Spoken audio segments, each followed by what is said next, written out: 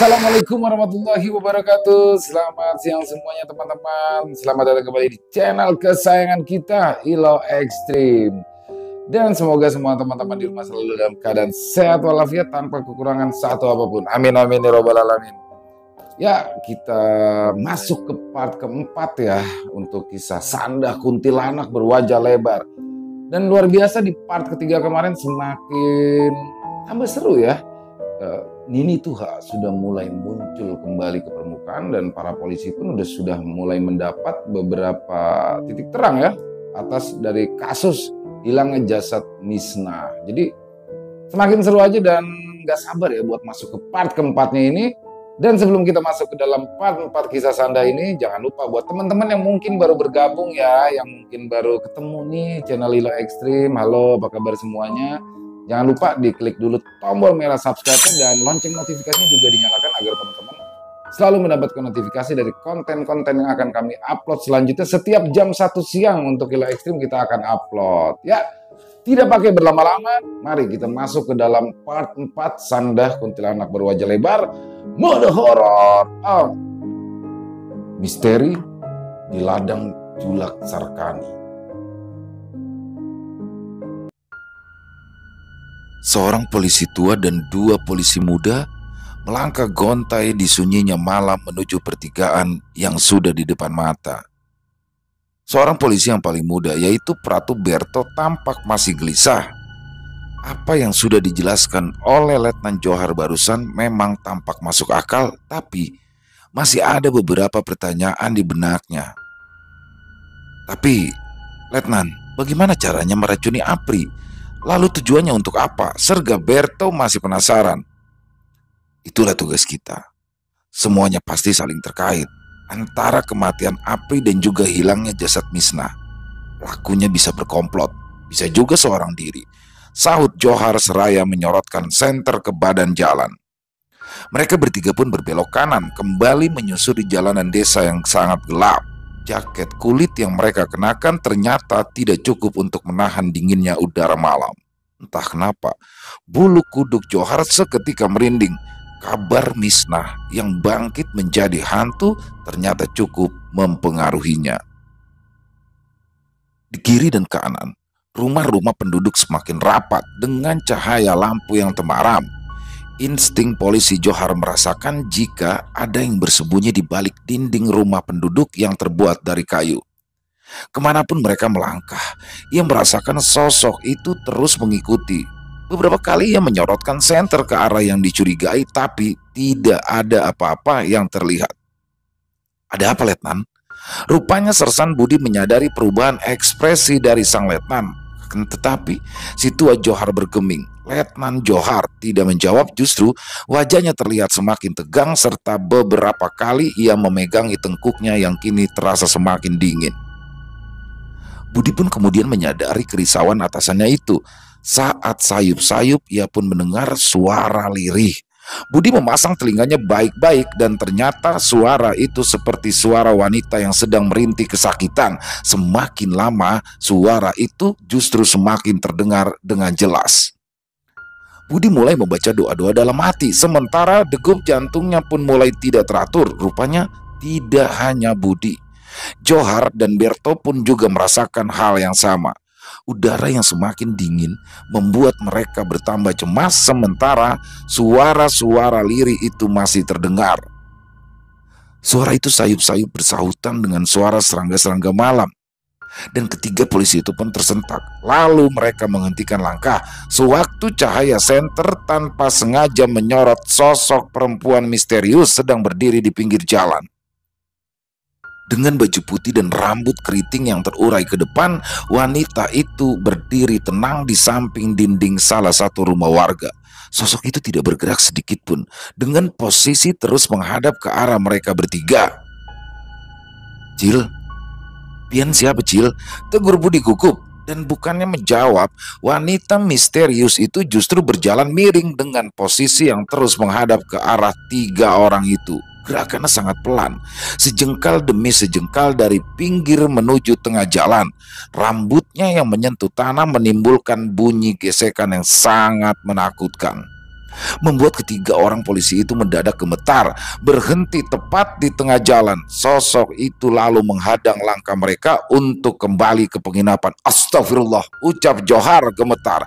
Selama beberapa detik, ketiga orang itu terdiam, terpaku pada sosok perempuan yang kini tengah menangis di hadapan mereka. Keadaan pun semakin mencekam ketika suara tangis sosok itu mendadak berubah menjadi suara geraman.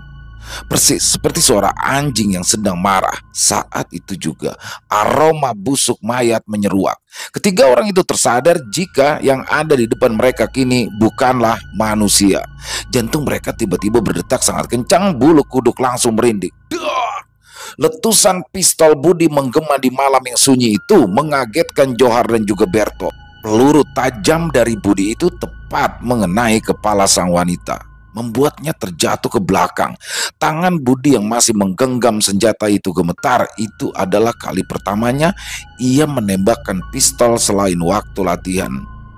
Karena panik dan tanpa berpikir panjang, ia lalu menembakkan pistolnya. Letnan Johar seketika diselimuti amarah lantaran polisi muda itu bertindak secara sembrono. Matanya melotot dan mulutnya penuh kata-kata kasar. Bisa saja Budi telah membunuh gelandangan ataupun orang gila. Akan tetapi amarahnya segera reda dan berganti menjadi rasa ketakutan. Sosok perempuan tadi tiba-tiba saja berdiri, memamerkan dahinya yang bolong dan tembus ke belakang. Darah segar mengalir, membasahi wajahnya yang pucat.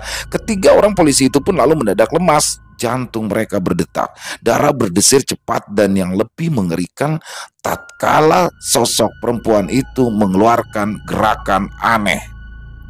Sosok itu menggerakkan kepalanya ke kiri dan kanan seraya terus menatap ke arah mereka. Wajah perempuan itu perlahan melebar ke kiri dan kanan senti demi senti, membuat tiga orang itu semakin lemas dan tak kuasa bergerak. Ketiga polisi apes itu semakin ketakutan sewaktu sosok itu menyeringai sangat lebar. Sandah, gumam letnan gemetar. Ketiga orang itu lantas menjerit sejadi-jadinya lantaran baru pertama kali melihat hantu sejelas itu. Malam semakin larut ketika sosok Sandah bertingkah semakin aneh seperti orang ayan. Dalam keadaan panik mereka pun terbirit segala arah menyelamatkan diri masing-masing. Allahu Akbar, pekik mereka ketakutan. Dan sungguh malang nasib Johar yang sudah berusia senja itu. Ia tidak bisa berlari secepat dua orang anak buahnya. Belum 100 meter berlari ia sudah kehabisan nafas, sedangkan Budi dan juga Berto menghilang tak kemana. Karena merasa sudah tidak kuat lagi untuk terus berlari, Johar pun lalu berhenti di tengah jalan. Nafasnya terengah, tubuhnya berkeringat dan dadanya terasa sesak. Takut-takut ia menoleh ke arah belakang. Pak tua itu menarik nafas lega karena sosok Sandah tadi sepertinya telah menghilang. Namun, seketika udara sekitar terasa sangat dingin, membuat Johar tersadar jika ada yang tidak beres. Benar saja, begitu ia menghadap ke arah depan, ia pun langsung terlonjak kaget. Ia bahkan sampai terduduk ke tanah karena saking takutnya. Senter yang tadi di tangannya telah terlempar ke atas rerumputan di pinggir jalan. Di hadapannya, sosok Sandah itu lagi-lagi berjalan miring. Dengan wajah pucat yang lebar dan senyum yang mengerikan, hantu berambut keriting itu bergerak dari pinggir dan berhenti di tengah jalan. Masih terduduk di tanah, Johar beringsut mundur, menggesekkan pantatnya di tanah. Kakek tua itu menjerit tidak karuan, sementara tangannya bergetar mencoba meraih pistol yang ada di dalam tas pinggang.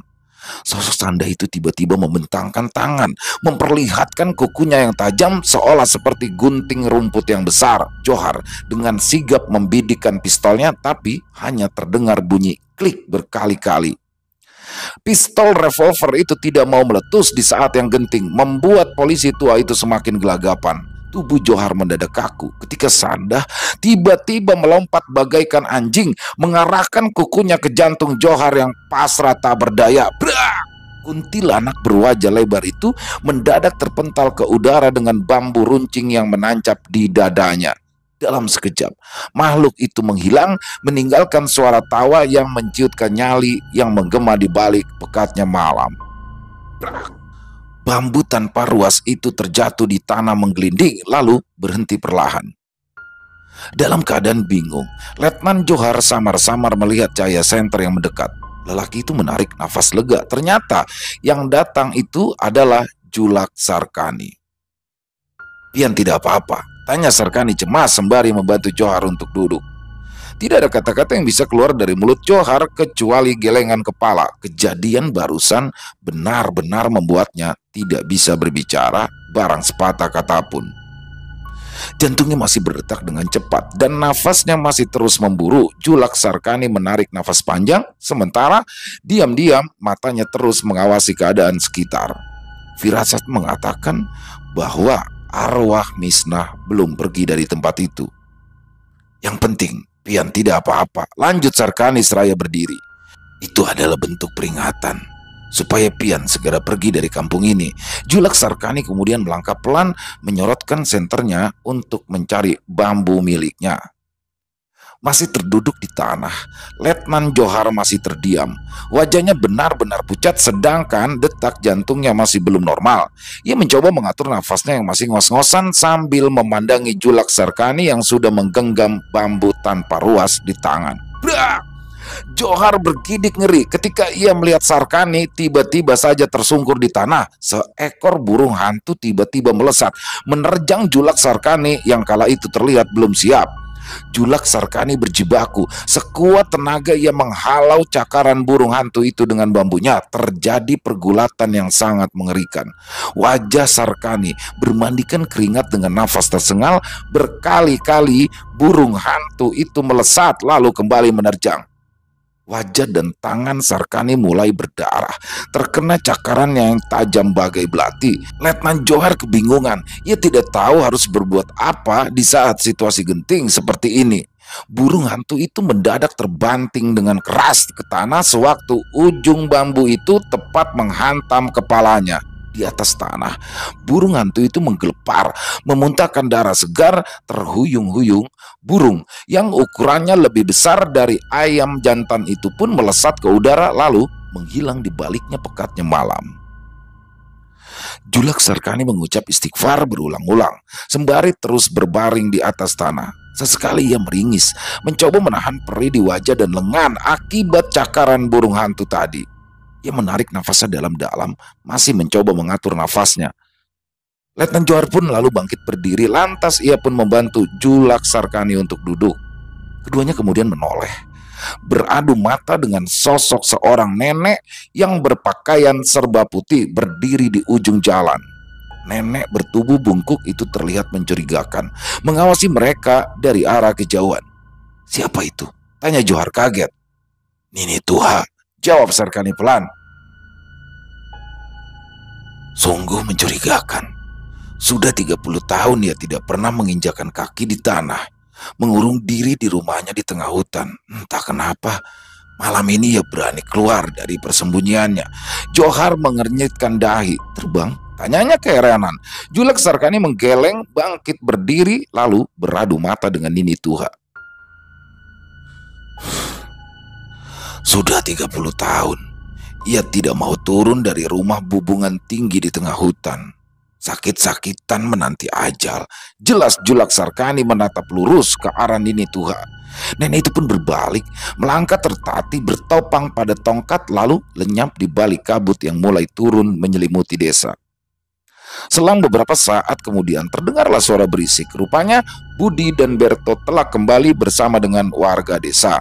Meski penuh pertanyaan, warga desa pun kemudian segera membawa kedua kakek itu menjauh ke tempat yang lebih aman. Di pagi harinya, sekitar pukul 8, Letnan Johar dan kedua anak buahnya tengah menikmati sarapan di rumah makan terapung di pinggir Sungai Negara. Rumah makan sederhana itu memang letaknya hanya beberapa langkah dari penginapan terapung tempat mereka menginap. Nasi kuning Banjar dan ketupat kandangan adalah menu utama warung makan tradisional itu. Setelah sarapan, Letnan Johar pun berencana untuk mengajak kedua bawahannya untuk mencari tahu siapa sebenarnya Nini Tuha. Ia yang awalnya menafikan keberadaan Nini Tuha berubah pikiran setelah peristiwa mengerikan tadi malam. Belum juga sarapan mereka selesai, sebuah speedboat bertuliskan polisi merapat di teras penginapan yang masih berupa lanting. Seorang polisi muda berpakaian dinas keluar dari speedboat, mencanting amplop coklat lalu celingak-celinguk sebentar. Melihat Letnan Johar sedang sarapan di warung makan terapung, polisi muda itu pun tersenyum lebar kemudian bergegas menghampiri. "Selamat pagi Letnan," ujarnya seraya menghormat. "Ada apa?" sahut Johar yang duduk di kursi plastik. Polisi muda itu kemudian menyerahkan sebuah amplop yang ada di tangannya. "Dari Kapolsek. Ini data yang Letnan minta kemarin sore. Semalaman kami bergadang mengumpulkan data-data ini. Begitu terkumpul, Kapten Samsul Bari langsung menyuruh kami pagi-pagi sekali mengantar data ini. Kata beliau, ada sesuatu yang menarik di situ." Setelah menyelesaikan tugasnya, polisi muda itu pun langsung pergi lagi dengan speedboat patroli dan tanpa membuang waktu, Letnan Johar yang duduk di kursi langsung membuka amplop itu. Di dalamnya terdapat lembaran-lembaran kertas yang berisikan data tentang Haja Diana, Julak Sarkani, Jaya, serta beberapa orang lagi yang terkait misnah. Letnan Johar membuka lembaran itu satu persatu, tapi tidak ada yang mencurigakan. Namun, ia pun langsung terbelalak ketika lembaran di tangannya tertulis nama Saripudin. Ya, dia adalah pembakal Sarip. Dahinya mengenyit, bertanya jika ia sedang berpikir keras. "Ada apa, Letnan?" tanya Berto penasaran. Letnan Johan terdiam sejenak, masih membolak-balikan lembaran itu dengan seksama.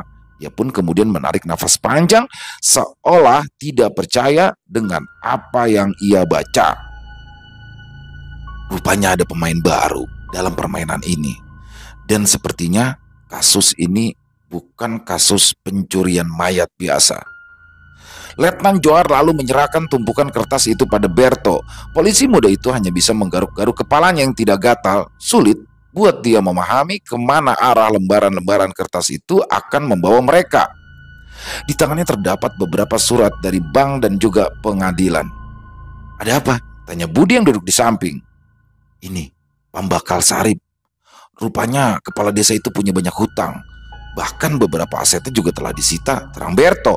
Budi pun hanya mengangguk-angguk, walau ia tidak mengerti apa hubungannya dengan kasus yang sedang mereka selidiki. Polisi muda berpangkat sersan itu pun lalu menatap Letnan Johar, mencoba meminta penjelasan Letnan Johar. Ya, Letnan Johar hanya membalas tatapan Budi dengan sorot mata yang tajam. "Perkiraanku, kematian misnah ini berkaitan dengan perebutan harta. Menurut kalian, siapa yang paling diuntungkan dengan kematiannya?" tanya Johar dengan suara yang serak. Budi dan Berto kembali saling lirik, tenggelam dalam pikirannya masing-masing. "Sepertinya korban berikutnya adalah Haja Diana," gumam Johar lirih hampir tidak terdengar. Di tempat yang lain, Jaya dan Amang Husni melangkah terburu melewati hutan serta menembus padang ilalang yang luas. Cuaca pagi itu masih dingin dan matahari belum terlalu tinggi. Tujuan mereka adalah Huma Julak Sarkani. Sebenarnya pagi-pagi sekali mereka sudah ke rumah Julak, tapi kata istrinya, Julak sudah pergi ke ladang setelah sholat subuh. Dari jalan desa, perjalanan ke Huma Julak memerlukan waktu sekitar 40 menit. Jarak yang cukup dekat bagi orang-orang kampung untuk berjalan kaki. Setelah melewati hamparan ilalang, Jaya dan Amang Husni pun tampak sumringah. Mereka pun lalu mempercepat langkah karena ladang padi tada hujan milik Julak sudah terlihat. Sangat kontras dikelilingi hutan lebat meskipun luasnya tidak seberapa. Tidak perlu lama, mereka pun melihat Julak yang kala itu sedang mengenakan caping sedang memasang jaring untuk menghalau burung pipit.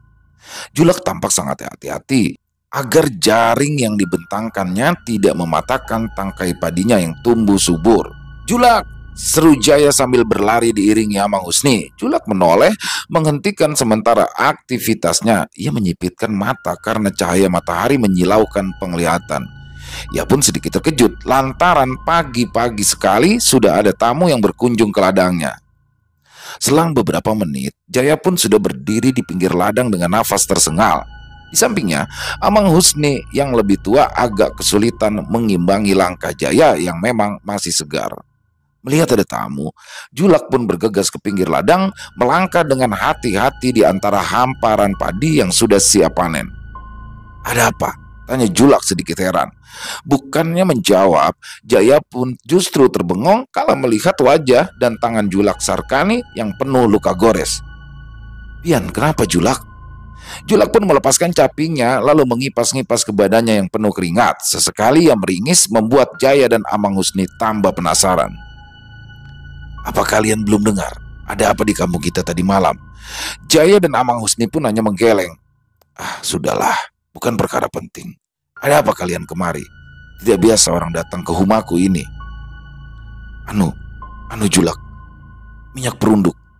Aku sudah menemukan minyak perunduk itu," tutur Jaya dengan nafas yang mulai teratur. Julak yang awalnya agak cemberut kini pun langsung tersenyum lebar. "Ah, sudah ketemu?" Jaya pun mengangguk. "Mana? Sini, cepat serahkan," pinta Julak Sarkani sedikit memaksa. Sebentar Julak, ulun haus." Jaya lalu melengos pergi melangkah cepat menuju pondok Julak Sarkani yang jaraknya hanya beberapa meter. Tujuannya adalah mencari air putih di dalam gubuk reot itu. Di belakangnya, Amang Husni melangkah terburu mengikuti sang majikan. Melihat pola Jaya, Julak mendadak gusar. Berkali-kali ia memanggil tapi Jaya seolah tidak peduli. Tergopoh ia pun berlari, tapi tetap kalah cepat. Jaya kini sudah berhasil mencapai halaman pondok yang berdinding kulit kayu itu. Begitu menginjakkan kaki di depan pondok yang dikelilingi pohon rindang, Jaya pun langsung menghentikan langkah. Ia dan Amang Husni langsung memencet hidung karena mencium aroma busuk yang terasa menyengat. Entah kenapa Jaya dan Amang Husni kini merasa ada yang janggal dengan rumah ini. Jaya memutar badan, menatap ke arah Julak yang kini semakin mendekat. "Jaya, mana minyak perunduknya? Semakin cepat semakin baik. Kita hanya perlu menemukan jasad Misna agar arwahnya bisa tenang," selorot Julak yang kini sudah berdiri tepat di hadapan Jaya. Jaya menatap tajam ke wajah Julak. Batinnya tiba-tiba saja diselimuti kecurigaan. "Julak, kenapa rumah pian bau busuk?" cecar Jaya masih menutupi hidungnya dengan kerah kaosnya. Julak Sarkani menggeleng. "Entahlah, mungkin tikus atau musang. Sudah coba ku cari tapi tetap tidak ketemu di mana bangkainya." Jaya yang memang sudah kadung curiga menatap sekeliling. Baginya terlalu janggal apabila bangkai hewan mengeluarkan aroma sebusuk ini. Kecurigaannya semakin menjadi ketika ekor matanya menangkap raut kecemasan Julak Sarkani. Wajahnya terlihat pucat seolah menyembunyikan sesuatu. "Julak, bangkai hewan apa yang aromanya sebusuk ini?" cecar Jaya. "Ah, sudahlah, jangan dipikir. Nanti ku cari lagi bangkainya. Sekarang serahkan dulu minyak perunduk itu." "Jaya, di sini!" teriak Amang Husni. Jaya yang kaget kala mendengar teriakan itu langsung membalikan badan. Ternyata Amang Husni sudah berdiri di depan lumbung padi, melambai-lambaikan tangan menyuruhnya mendekat. "Sudah kuperiksa, tidak ada apa-apa di situ," terang Julak. Jaya pun tidak menggubris. Tanpa berpikir panjang, ia pun lalu berlari-lari kecil mendekati Amang Husni yang muntah-muntah di depan lumbung padi. "Jaya, tidak ada apa-apa di situ," teriak Julak berusaha menyusul. Jaya dan Amang Husni tetap tidak peduli, menahan mual. Mereka pun membuka paksa pintu lumbung yang kala itu digembok. Pintu lumbung didorong, ditendang, didobrak berkali-kali hingga tiang penyangga mulai bergoyang. Bagai kesetanan, Jaya dan Amang Husni sangat curiga dengan bau busuk menyengat dari dalam lumbung. Wajah Julak yang tadinya polos seketika berubah penuh amarah. Sorot matanya bengis, menyala-nyala bagaikan bara. Diam-diam ia meraih arit yang kala itu tergeletak di samping pondok, lalu melangkah menuju ke lumbung. Brak! Pintu lumbung berhasil dijebol. Jaya dan Amang Husni bergegas masuk, dan begitu di dalam, Jaya diam sejenak. Tidak peduli dengan Amang Husni yang langsung keluar untuk memuntahkan isi perutnya, Jaya mengedarkan pandang sembari menutup hidung menggunakan kerah bajunya. Matanya menyapu seisi lumbung padi yang kosong. Mengandalkan cahaya yang masuk dari celah atap dan dinding yang bolong, Jaya pun memperhatikan setiap jengkal sudut lumbung padi yang pengap. Selang beberapa saat, ia tercekat. Matanya menangkap sesuatu yang mencurigakan di pojokan, tergeletak di atas tikar purun ditutup kain tapi bahalai. Penuh curiga, Jaya setengah berlari mendekat. Begitu ia membuka kain penutup, betapa kagetnya Jaya. Ia melongo, matanya melotot hampir lepas karena saking kagetnya. Astagfirullahalazim, ucapnya tak percaya. Di hadapannya kini tergeletak jasad Misnah terbungkus kain kafan kotor penuh tanah. Bentuk wajahnya sudah tidak karuan, berwarna hitam penuh belatung, namun tetap saja Jaya sangat mengenali jika itu adalah jasad istrinya yang hilang dicuri. Seketika amarahnya meledak, darahnya mendidih.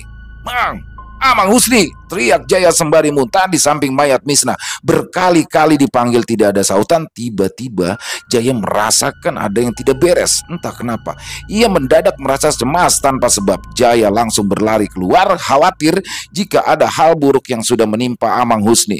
Begitu tiba di depan pintu, Jaya langsung bergidik ngeri.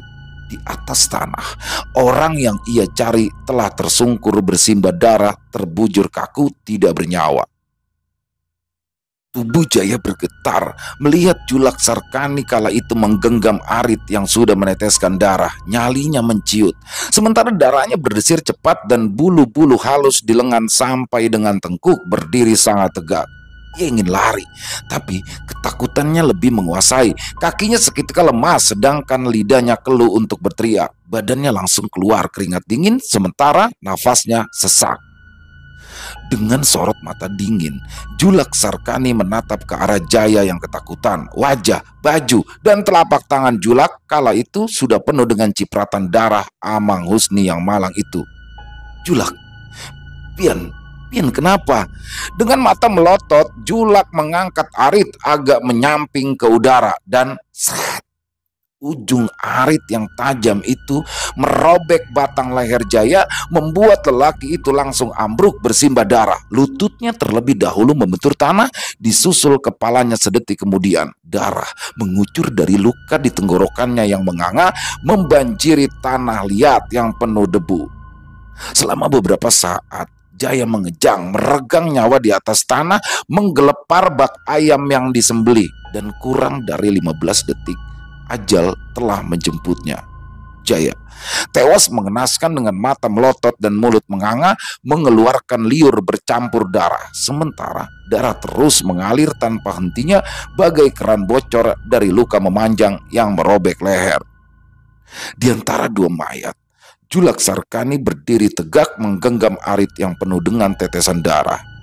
Diiringi suara kicau burung dari dahan pohon yang menjulang tinggi, pagi itu dua nyawa melayang di huma Julak Sarkani yang asri. Di saat Jaya dan Amang Husni menjemput ajal, rumah pembakal sarip terjadi keributan. Mariatul, istri Jaya, mencak-mencak kepada sang ayah. Saking hebatnya mereka bertengkar, mereka pun seolah lupa bahwa mereka adalah ayah dan anak.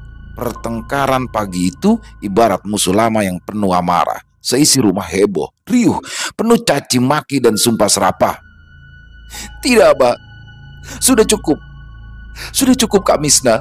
Cukup, Apri. Aku tidak mau terkena karma. Sentak Atul berapi-api seraya menggendong bayi yang masih menangis. Atul, semua itu demi masa depanmu, demi anak-anakmu, balas pembakal sarip dengan nada tinggi. Demi aku, demi anakku, Abah lupa diri. Demi menutupi hutang Abah di kota, salah sendiri. Kenapa Abah mau ditipu orang kota? Emosi pembakal sarip mendidih kala mendengar sahutan anaknya itu. Pagi itu hilang sudah pembakal sarip yang dikenal arif dan bijaksana. Lelaki parubaya itu menunjukkan sifat aslinya. Matanya melotot, giginya bergemelutuk. Lancang kau. Kukawinkan kau dengan Jaya agar tidak jatuh bersama pemuda pengangguran itu. Apri itu hanya bisa berbuat onar, hanya bisa mabuk-mabukan dan mencuri. Untung saja ia sudah mati. Sakit sekali hati Atul kala mendengar abahnya menyinggung nama Apri, pujaan hatinya. Namun kali ini ia tidak mau menangis. Kali ini ia akan tegar seperti batu di sungai yang mencuat kala kemarau. Kali ini ibu muda itu akan membantah perintah dari sang abah. Atul tidak peduli jika ia disebut lancang pada ayahnya sendiri. Ia hanya takut jika hantu Misnah akan mengincar anaknya. Kala itu ibunya Atul baru saja pulang dari pasar, lari tergopoh-gopoh mendengar pertengkaran ayah dan anak. Ditaruhnya begitu saja keranjang berisi sayuran dan ikan. Lantas ia pun berlari ke kamarnya Atul. Disabarkannya si suami agar tidak memaksakan lagi kehendak pada si anak. "Kak, sudah kak, jangan paksakan Atul. Suaramu itu terlalu lantang, takut didengar tetangga."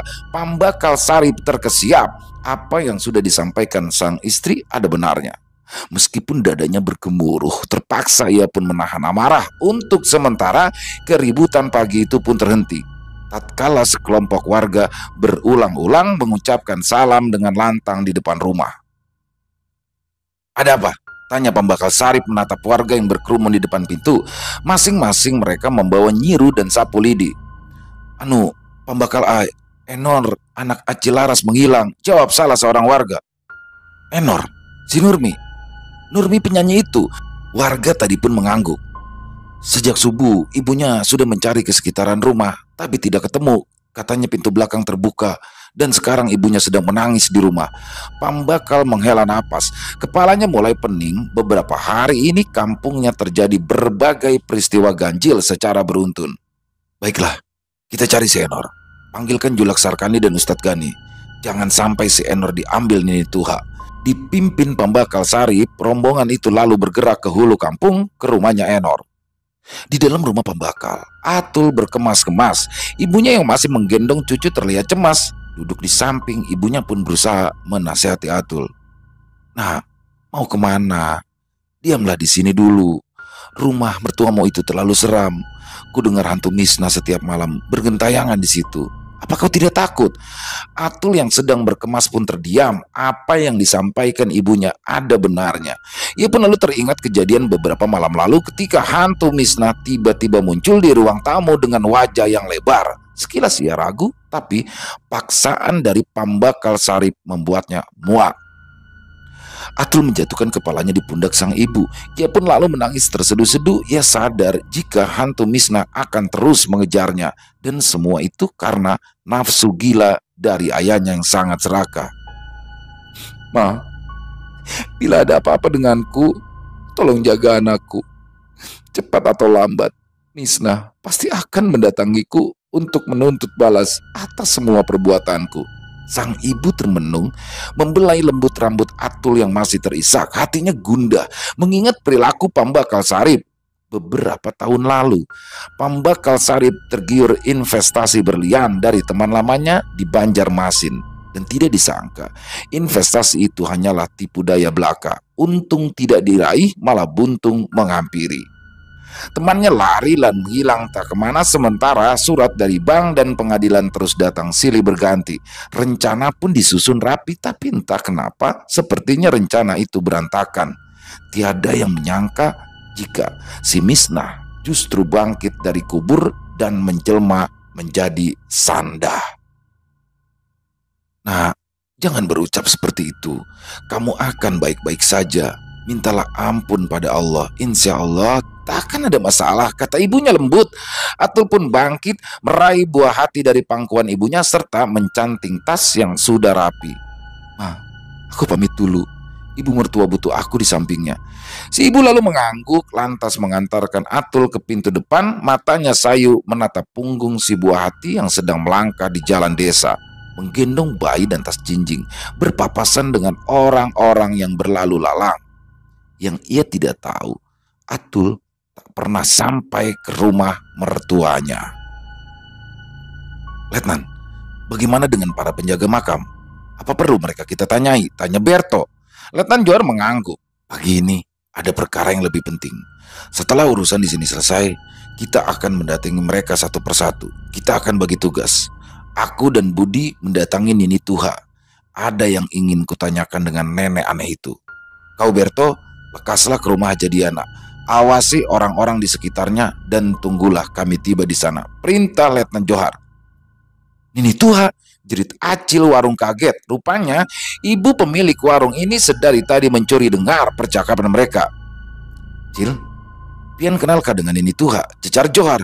"Shh, Ibu pemilik warung itu menempelkan telunjuk di bibir dengan raut wajah serius. Saat kemudian ia bergidik ngeri sampai-sampai kedua pundaknya terangkat hingga menyentuh kuping. Demi melihat itu, Letnan Johar dan kedua bawahannya hanya melongo, saling melirik. Ibu tadi lalu celingak-celinguk di balik meja kasir memastikan tidak ada yang menguping. Sadar tidak ada orang lain selain mereka, ibu itu pun lalu melangkah cepat ke meja Johar dan anak buahnya. "Jika masih sayang dengan nyawa, jangan berani mendatangi Nini Tuha. Ini hari Jumat," bisiknya seraya menarik sebuah kursi plastik dari bawah meja makan. Lantas ia duduk di situ. Letnan Johar dan dua polisi muda itu pun hanya ternganga. Ia tidak paham maksud dari si ibu warung. "Hari Jumat? Ada apa dengan hari Jumat?" tanya Johar, dahinya mengkerut. Ibu warung itu lalu mencondongkan badannya ke arah Letnan Johar. "Pak polisi, jangan sekali-kali bertamu ke tempat Nini Tuha di hari Jumat. Celaka. Hari Jumat adalah hari keramat bagi nenek itu. Ia akan mengurung diri di dalam kamar semenjak matahari belum terbit sampai matahari terbenam, tanpa makan dan minum. Siapapun yang berani berkunjung ke tempatnya di hari Jumat, maka akan mati mendadak, mati berdarah." Letnan Johar menelan ludahnya berkali-kali. Ia sedikit ngeri. Begitu juga dengan Budi dan Berto. Bertemu Sandah tadi malam memaksa mereka percaya dengan racauan si Acil warung. Sejenak Johar tercenung. Tapi sebagai polisi, ia harus menepis tahayul demi wibawanya dan harga dirinya. Apa yang dilakukannya di dalam kamar? Ibu warung menarik napas pelan. Balampah, semedi, bertemu tuannya. "Tuan?" Dahi Johar semakin mengkerut sampai-sampai topi yang menutupi botak di kepalanya itu hampir lepas. Si ibu mengangguk pelan. "Ya, Nini Tuha menghamba pada..." Acil pemilik warung sengaja menggantung kalimatnya, membuat Johar serta anak buahnya semakin penasaran. "Menghamba pada siapa?" Budi pun angkat bicara. Bukannya langsung menjawab, Acil warung menatap mereka satu persatu. Sengaja ia mengulur waktu agar tiga orang itu semakin tenggelam dalam ocehannya. "Dajjal," lanjutnya dengan ekspresi serius. Mendengar kata Dajjal, Letnan Johar dan dua polisi muda itu saling lirik, lalu tertawa terbahak-bahak. Cil, untuk apa Dajjal jauh datang-datang ke kampung ini? Terlalu sepi dan terpencil. Harusnya ia cari pengikut di kota. Lebih banyak manusia yang disesatkan." "Di kota sudah banyak Dajjal," sungut Acil gusar. Rombongan Johar pun kembali tergelak. Acil warung semakin berang. Hidungnya kembang kempis lantaran ucapannya tidak digubris. Niatnya hendak menakut-nakuti para polisi itu gagal total. Justru kini dia yang semakin cemas. "Kurasa kalian tak tahu kenapa nenek itu disebut Nini Tuha," gerutunya sedikit kesal. Pancingan Acil pemilik warung rupanya berhasil. Johar seketika terdiam. Apa yang disampaikan wanita di hadapannya itu sangat menarik perhatiannya. Siapa sebenarnya Nini Tuha? Acil warung tersenyum sinis, tapi hasratnya bergunjing tetap tidak bisa ia tahan. Apalagi ia suka bila melihat orang-orang menjadi gelisah. "Tidak ada yang tahu nama aslinya. Setahuku, dia adalah orang paling tua di kampung sini. Bahkan ia sudah ada sejak kakekku lahir hingga meninggal. Dan karena itulah ia digelari Nini Tuha." Seisi warung terapung itu menjadi senyap mendengar penjelasan si Acil. Konon, ia berasal dari Kastapura. Ia merupakan salah satu istri dari salah seorang pengawal Gusti Matseman, putra Pangeran Antasari. Sewaktu pecah perang melawan Belanda, ia diungsikan ke kampung di sini. Dibuatkan rumah bebungan tinggi Bak Anjung II di tengah hutan, tempat ia bermukim bersama pesuruhnya. Namun, sang suaminya tak kunjung menjemput. Hingga hari berganti minggu, minggu berganti bulan, dan bulan berganti tahun. Di saat ia putus asa dan hilang harapan, iblis datang menggoda. Ia lalu menjelma menjadi pengikut Dajjal yang setia, membujuk orang-orang menjadi sesat berkedok ketuhanan. Kata-kata Acil pemilik warung membuat ketiga polisi beda usia itu menyimak dengan serius. Kata si Acil, teror mengerikan berawal dari menghilangnya satu persatu lelaki dan perempuan remaja secara misterius. Setiap sore terdengar kabar ada remaja hilang tanpa jejak, bahkan para remaja di kampung lainnya. Desa Tumbang Lais dicekam ketakutan. Tidak ada yang berani keluar rumah saat matahari tenggelam. Suatu ketika, seorang perjaka berteriak-teriak di tengah kampung saat malam buta. Katanya ia baru saja diculik saat mencari rotan di dalam hutan. Ia melihat dengan mata kepala sendiri Nini Tuha melakukan ritual menghujat Tuhan di tengah hutan. Di barisan batu ampar mengelilingi api unggun yang menyala-nyala. Nini Tuha membelah jantung para remaja yang ia culik dari beberapa kampung, mempersembahkannya kepada sang majikan. Mereka juga membelah kepala remaja malang itu, mengeluarkan isi otak lalu memakannya. Remaja yang satu tadi berhasil kabur setelah mendorong Nini Tuha ke kobaran api. Buyut Julak Sarkani yang telah lama curiga meminta bantuan beberapa tuan guru dari Martapura. Bersama warga, mereka pun akhirnya berhasil membunuh Nini Tuha dan pengikutnya menggunakan bambu tanpa ruas berisikan rajahan dan doa. Diikat menggunakan batu, mayat Nini Tuha lalu ditenggelamkan di tengah sungai. Akan tetapi sungguh mengerikan. 3 hari berikutnya, saat malam menjelang, Nini Tuha melangkah dari dalam sungai penuh lumpur, berlumuran darah. Nelayan yang sedang mencari ikan tersentak, terbirit melarikan diri. Dengan tenang, ia melangkah menyusuri jalanan desa, menyeret rambutnya yang menjuntai menggesek tanah. Warga pun segera mengunci pintu rumah rapat-rapat, takut jika Nini Tuha menuntut balas. Namun balasan Nini Tuha tak kunjung tiba. Tersiar kabar ia sengaja memberi pesan agar warga tidak lagi mengusiknya. Menurut desas-desus, ia tidak berani membalas selama masih ada bambu tanpa ruas milik buyut dari Julak Sarkani. Dan sejak saat itu, warga kampung itu membiarkan Nini Tuha sendirian di rumah bubungan tinggi miliknya. Begitu juga sebaliknya, tidak ada yang saling mengganggu, ya tidak ada yang saling mengusik. Konon, Nini Tuha berhasil menghidupkan pengikutnya yang tewas di tangan warga. Akan tetapi, para pesuruhnya itu tidak bisa seutuhnya menjadi manusia lagi. Justru mereka kena salu, menjelma menjadi setengah manusia, setengah binatang. Lanjut Acil Warung seraya sesekali bergidik ngeri. Suasana pun menjadi hening. Si Acil Warung tersenyum. Ia kembali berceloteh membuat Johar dan bawahannya kini menjadi resah. Kejadian bertemu Sandah tadi malam membuat nalar mereka kini sulit untuk berpikir secara rasional. 30 menit berlalu.